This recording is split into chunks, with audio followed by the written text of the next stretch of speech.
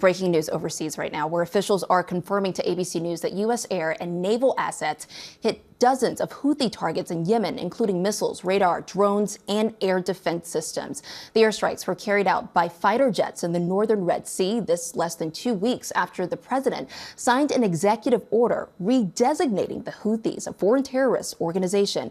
For more now, let's bring in ABC News contributor and former Deputy Assistant Secretary of Defense for the Middle East, Mick Mulroy, and ABC's Perry Russum from our Washington bureau. Mick, I want to start with you. What's the latest on these strikes as we hear one U.S. official telling our Pentagon reporter that the administration is characterizing today's attacks as an opening shot against the Houthis and also sending a strong message to Iran?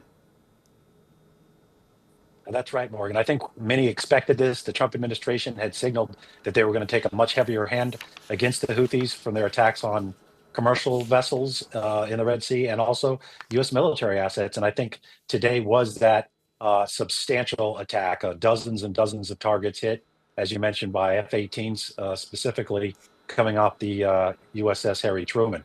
And I think this was also, as you mentioned, a signal to the Iranians. They're trying to get them to come to the table to talk about potentially a new agreement on nuclear weapons, and they haven't shown any interest. So this might be both, one, to mitigate the threat from the Houthis and also to send that message. And Mick, let's put a pin on that and let's go to Perry really quickly, because President Trump now posting on his social media platform a message to the Houthis warning that if the attacks don't stop, quote, hell will rain down on you like nothing you have seen before. What are you hearing on that front? Yeah, strong words from President Trump, not just for the Houthis, but Iran as well, with Trump saying their support for the Houthi terrorists must end immediately, saying if they do not, America will hold you accountable. Then back to the Houthis, Trump says the U.S. will use overwhelming lethal force until we have achieved our objective, which leads to the question of how long these attacks will go on, Morgan. Well, Mick, to Perry's point, tell us what you know about the Houthis' threats in recent days to resume targeting ships related to Israel in the Red Sea, as we've seen after Israel continued to block aid in Gaza. We know that there have been more than 100 attacks on vessels in the Red Sea since the October 7th attack, and this is one of the busiest shipping lanes in the world. I mean, kind of put it in perspective for us. What's at stake here? Sure, yes.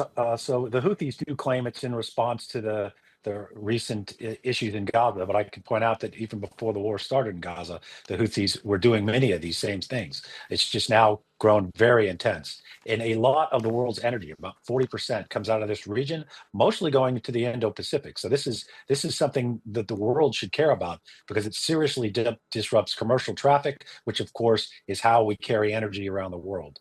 And Mick, we know that you'll be following this pretty closely. Perry, while I have you, I want to turn to President Trump because he signed some executive orders last night seeking to eliminate 7 federal agencies. What more do we know about that? Yeah, so we got rid of several government groups. They include the U.S. Interagency Council on Homelessness and the Institute for Museum and Library Services. He also did some President Biden mandates, including one for solar panels and another one that raised the minimum wage to $15 an hour for federal contractors. But there are some questions about the legality of all of this, questions about what he can actually cut and not cut, Morgan. Absolutely. Mick Mulroy and Perry Russum, thank you both.